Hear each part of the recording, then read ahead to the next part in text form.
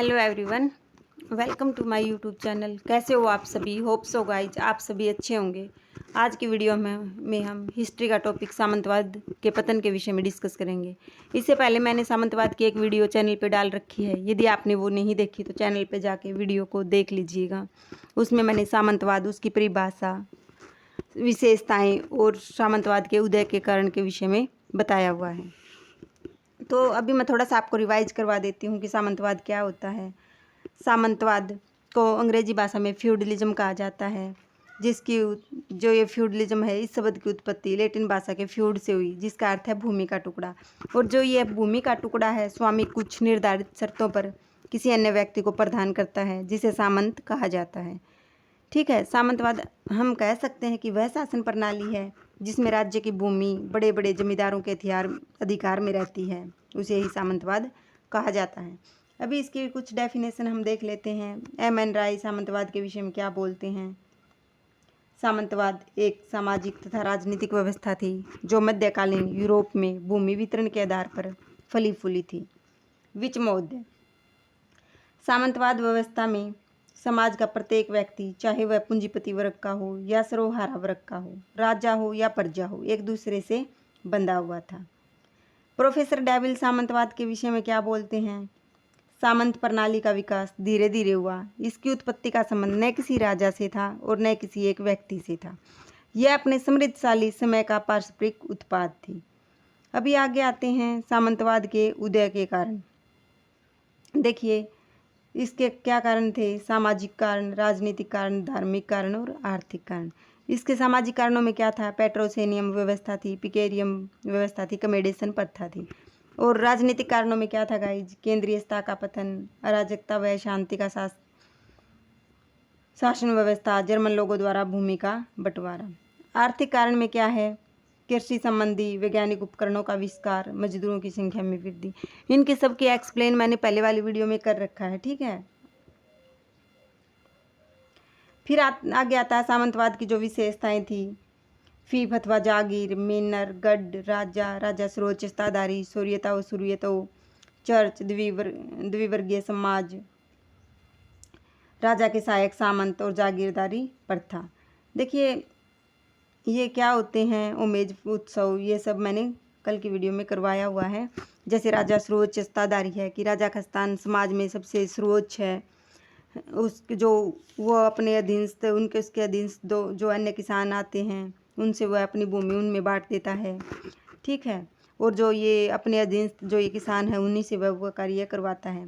साथ राजा के सहायक सामंत, इसके अंतर्गत क्या है गाइज। सामंतों के पास पहले क्या है, जागीरें हुआ करती थी जिन्हें वह अपने कृषकों में बांट दिया करते थे। सामंत राजा को सैनिक सहायता भी कई बार दे दिया करते थे। द्विवर्गीय समाज, इसके अंतर्गत क्या है कि जो सामंतवादी जो ये प्रथा थी उसमें समाज को दो वर्गों में बांटा हुआ था। एक था भूमिपति वर्ग जिसके पास बहुत ज़्यादा भूमि थी, एक था निर्धन वर्ग जो कि बहुत ही गरीब थे। फिर आगे आता है जागीरदारी प्रथा। इसके अंतर्गत क्या था गाइज, राजा अपनी सारी भूमि शक्तिशाली सामंतों में वितरित कर देता था और सामंत उसे किसानों की खेती करने के लिए दे दिया करते थे। समाज में सामंतों की जो ये सिचुएशन थी, स्थिति थी, बहुत ही सुदृढ़ थी। अभी आगे है आज सामंतवाद के पतन के कारण।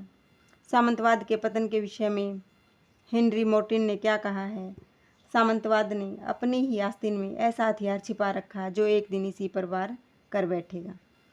देखिए, सामंतवाद के उत्थान का मूल कारण क्या था। अराजकता और असुरक्षा थी, ठीक है। सामंतवाद ने स्वयं अराजकता उत्पन्न कर दी थी और जनता के उत्पीड़न और कष्टों का कारण बन गया था।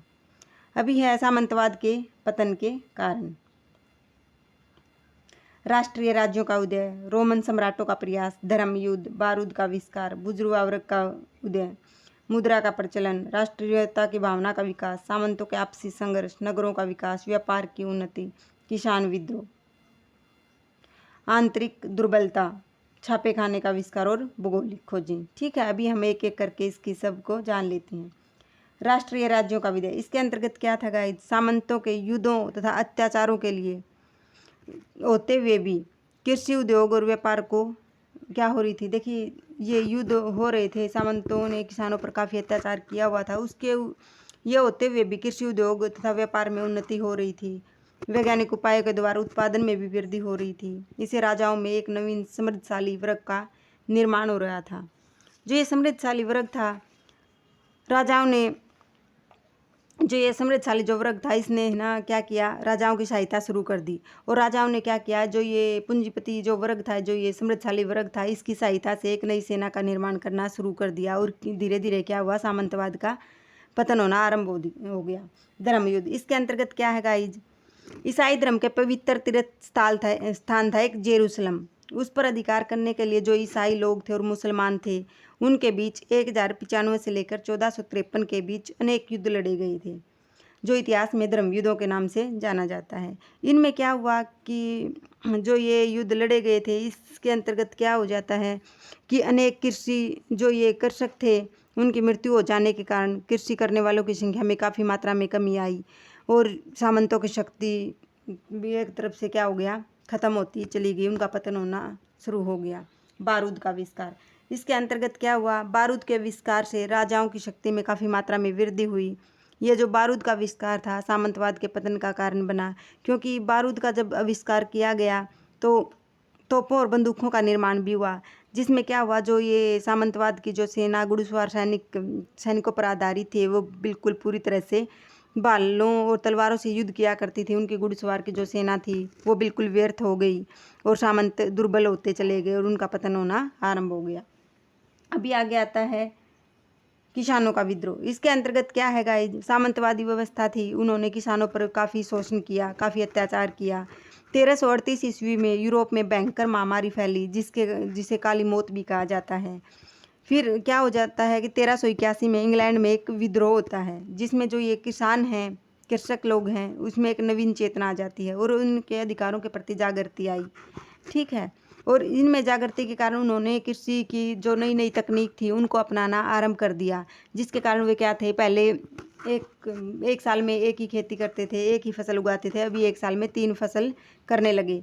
कृषि उत्पादन में वृद्धि हुई और कृषकों को सामंतों पर निर्भरता कम हो गई। अभी वे सामंतों पर उतने ज़्यादा निर्भर नहीं हुए और सामंतवाद का पतन होना आरंभ हो गया। ठीक है, मुद्रा का प्रचलन, इसके अंतर्गत क्या है, पहले क्या था कि मध्य युग में क्या था, जो अर्थव्यवस्था का आधार था वस्तु विनिमय था। लेकिन 15वीं सदी में क्या हुआ कि मुद्रा का प्रचलन आरंभ हो गया, कि हर कार्य के लिए पैसों की मुद्रा चलने लगी, नकदी चलने लगी। ठीक है, इसके कारण क्या हो जाता है, मुद्रा के बढ़ते हुए प्रचलन को देखकर सामंतों की का पतन होना आरंभ हो गया और वे धनी व्यापारी वर्ग का सामना करने में असमर्थ हो गए। ठीक है, व्यापार की उन्नति, इसके अंतर्गत गाइज क्या है, धर्मी युद्धों के कारण यूरोप के व्यापार तथा वाणिज्य में बहुत ही ज़्यादा मात्रा में वृद्धि हो जाती है। इस युद्ध के कारण यूरोपवासी वहाँ के अनेक वस्तुओं की ओर आकर्षित हुए, उन्हें एशिया के देशों के बारे में नई नई जानकारी प्राप्त हुई और धनी वर्ग जो व्यापारी वर्ग था उसका निर्माण हुआ। जो ये धनी वर्ग का निर्माण हुआ, उसके कारण क्या हुआ, सामंतवाद क्या है, विनाश की ओर चला जाता है, उसका पतन होना आरंभ हो जाता है। ठीक है, अभी आगे आते हैं राष्ट्रीयता की भावना का विकास। इसके अंतर्गत क्या है गाइज, राष्ट्रीय भावना के विकास में भी सामंतवाद का पतन हुआ। व्यापारी लोग अपने अपने देशों में अपना प्रभुत्व स्थापित करना चाहते थे, वे नहीं चाहते थे कि उनके देश में कोई दूसरा आकर व्यापार करे। ठीक है, इससे उनकी जो राष्ट्रीयता की भावना का विकास हुआ, अब राष्ट्र को सर्वोपरि माना जाने लगा और सामंतवाद का पतन होना आरंभ हो गया। अभी आगे है सामंतों के आपसी संघर्ष। इसके अंतर्गत क्या है, जो सामंतवाद का पतन का मुख्य कारण एक यह भी बना कि सामंत जो ये सामंतवादी जो लोग थे, अपने स्वार्थ के लिए एक दूसरे से लड़ते रहते थे और काफ़ी मात्रा में इन युद्धों के चलते हुए बहुत ही ज़्यादा मात्रा में कृषक थे और सामंतों ये मारे गए थे। जो इंग्लैंड में एक गुलाबों का युद्ध हुआ था, इसका एक बहुत बड़ा उदाहरण है। यह युद्ध 100 वर्षों तक चला था। इसमें क्या हुआ, अनेक संख्या में बहुत ही ज़्यादा मात्रा में सामंत मारे गए थे और उनकी सेनाएं बिल्कुल नष्ट हो गई और उनकी जो आर्थिक दृष्टि से बिल्कुल दुर्बल हो गए और उनका पतन होना आरंभ हो गया। ठीक है, आंतरिक दुर्बलता के कारण क्या है गाइज, सामंतवाद के पतन में उनकी आंतरिक दुर्बलता भी उत्तरदायी थी। सामंतवाद क्या है, लगातार युद्ध प्रणाली पर आधारित था। वे सामंत क्या करते थे, विजय कर लेते थे या विवाह करने पर भूमि को अपने अधिकार में कर लेते थे, जिसके कारण क्या था कि हमेशा ही युद्ध बना रहता था। दूसरा क्या था, जो सामंतवादी जो प्रथा थी बिल्कुल शोषण पर आधारित थी। ठीक है। और धीरे धीरे आगे क्या हुआ, धीरे धीरे सभी वर्ग जो राजा, व्यापारी, कृषक, मध्यम वर्ग थे, उनका विरोधी होने शुरू हो गई थी। भौगोलिक खोजें, इसके अंतर्गत क्या है जी, ये जो भौगोलिक खोजें थी ये भी सामंतवाद के पतन में मुख्य भूमिका इन्होंने भी निभाई। 15वीं और 16वीं शताब्दी के मध्य यूरोप में साहसी जो नाविक थे, उन्होंने समुद्री यात्राएं की। इसी समय होने वाले कंपास जैसे आविष्कारों ने समुद्री यात्रा को पहले से काफ़ी सरल बना दिया। जैसे वास्को डी गामा है, कोलंबस ने नए नए जलमार्गों का खोज किया। और जैसे अंधविश्वासी परंपराओं को काफ़ी धक्का लगा और सामंतवादों का भी पतन होना आरंभ हो गया। ठीक है। अभी आगे है नगरों का विकास। नगरों के विकास में क्या है, नगरों का विकास, इसके अंतर्गत क्या हुआ गाइज, 13वीं शताब्दी में यूरोप के महत्वपूर्ण स्थानों पर प्रतिवर्ष व्यापारिक मेले लगते थे। इन मेलों में जो उत्तरी यूरोप के लोग थे वे अपनी वस्तुएं जैसे कपड़ा, लकड़ी, अनाज, नमक आदि लेकर आते थे। जो दक्षिणी यूरोप के लोग थे वे जैसे सोना, चांदी आदि लेकर आते थे। धीरे धीरे ये जैसे मेले थे ये वर्ष भर चलने लगे और आगे ये शहरों का स्थान ले लिया इन मेलों ने। आगे ये बहुत ही ज़्यादा मात्रा में विकसित होने लगे। फिर इनके लिए बड़े बड़े उद्योग स्थापित हो जाते हैं और उद्योगों के लिए जैसे मजदूरों की आवश्यकता पड़ती है।